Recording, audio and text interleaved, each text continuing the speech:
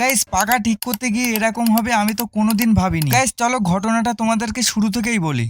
Guys আজকে সকালে একটা ভিডিও করতে গিয়ে দেখলাম, আরে মালিক তুমি আমাকে ঠিক না করে ভিডিও করছো। শালা তোকে ঠিক করতে গেলে আমার আর ভিডিও করা হবে না। আমাকে যদি ঠিক না করো কালকের ব্যাপারটা সবাইকে বলে দেবো। শালা তুই কি আমার মান সম্মান ডোবাবি নাকি? তাহলে মালিক তাড়াতাড়ি আমাকে ঠিক করে দাও। শালা এ তো আমাকে মহা সমস্যার মধ্যে ফেলে দিল। কি আর করবো গাইস, চলো এই পাখাটাকে ঠিক করে আগে বিদায় করি।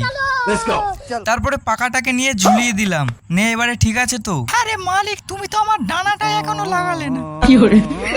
মালিক সকাল সকাল কি গাঁজা টেনে এসেছো নাকি? দাদা তুই একটু বেশি বকিস, চুপ করে থাক না। তারপরে ঘরের কোণার থেকে একবারে স্ক্রু ড্রাইভারটা নিয়ে পাখার নাটগুলো সব খুলে ফেললাম। তারপরে পাখার ডানাগুলো নিয়ে পাখাকে লাগিয়ে দিতে, মালিক আমি তো জানতামই না তুমি এত ভালো করে ডানা লাগাতে পারো। দেখেছিস তো আমি বলেছিলাম না আমি পাখা ঠিক করতে পারি। গাইস এই কাজের জন্য আমার মালিককে সবাই লাইক করো। চল পাখা এবারে তোকে ওপরে টাঙিয়ে দেই। হ্যাঁ মালিক তাড়াতাড়ি টাঙিয়ে দাও, তাড়াতাড়ি তাড়াতাড়ি। গাইস তারপরে পাখার ডানাগুলোকে লাগিয়ে পাখাকে টাঙিয়ে দিলাম। কিরে পাখা এবারে কেমন লাগছে? আরে মালিক দারুণ লাগছে, দারুণ। থ্যাংক ইউ মালিক, থ্যাংক ইউ। তাহলে গোসল করতে চলে যাই, তুই সাবস্ক্রাইবটা করে দিতে বলিস।